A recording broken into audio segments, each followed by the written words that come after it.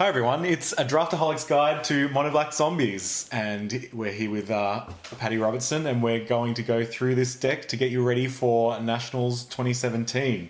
So, Patty, what is this deck trying to do? Zombies is a tribal synergy deck. It's not necessarily an aggro deck, though it is, reliant on casting creatures and killing your opponent. But Zombies is typically trying to use tribal synergies from Zombies. Tribal synergies, but Lord of the Accursed, Liliana's Mastery, Relentless Dead, Diagraph Colossus, to essentially make their cards the sum of their parts greater than the whole, greater than the sum of the parts. Right. So this is typically would be described as an aggro deck in general. I think that, yes, you can probably classify it as an aggro deck, though it slants a little bit slower and is prepared to win a longer game with cards like Crypt Breaker and Diagraph Colossus, especially.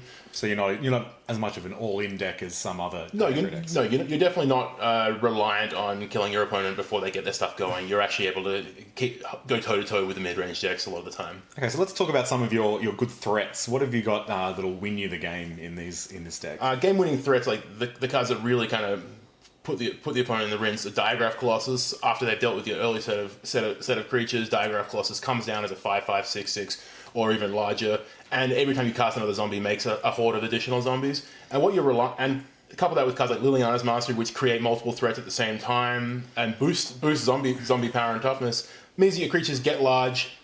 You go wide and you go over the top of other creature decks in the mid game. All right. So what other decks are you going to beat? What other decks are going to lose to that kind of strategy? So Zombies typically are supposed to be quite good against mono red. It gets on board at the same pace as them. It has enough removal spells to keep up with their early game pressure, but its creatures get larger, faster, and is able to compete in that realm.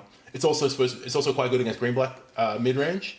Again, you have a similar paced game. You have the same sort of removal suite and size creatures, but Zombies creatures snowball together to create an advantage that's kind of overwhelming.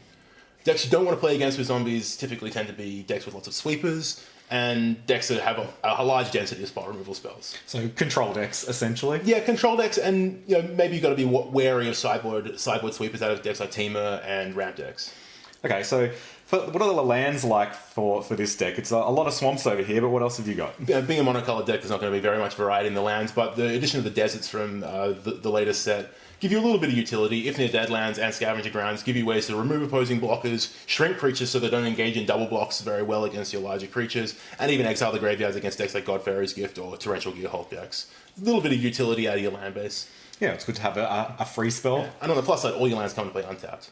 Yeah, which is especially useful for an aggro type deck. Yes. Okay, so what decks are you going to lose to, and how are you going to shore up your game against those decks with your sideboard? So like I said, we're vulnerable to sweepers, so we have discard spells in the sideboard. We also have a smattering of vehicles, which help in the mid-range decks with access to sweepers, because vehicles won't die if the opponent casts a Sweltering Suns or a Radiant Flames or whatnot. And they allow you to kind of keep pace and gain value in that sort of manner. You have the sideboard, being a monocolored deck, is not particularly flexible. It's kind of locked into only black spells, and so what you do is have you do a lot of swap out and replace. So there's better removal spells for matchups where Fatal Push is not the removal spell you want. You have vehicles, like I said. Liliana comes in as a single difficult to answer threat and card advantage engine against control decks. Same with Transgressed in Mind against control. Scrappy Scrounger is a resilient threat. So you're not overhauling a strategy post board. You're just taking out the pieces that are bad and bringing in more suitable tools. All right, excellent. So at Nationals, this is a pretty popular deck, I think. So how many people do you think will be playing this at Nationals? I couldn't tell you an exact number off the top of my head, but I think that it will be a popular answer if people think they want to be mono red, and that's the target that they're trying to beat. It's a very good option to do that. All right, excellent. Thanks a lot, Patty.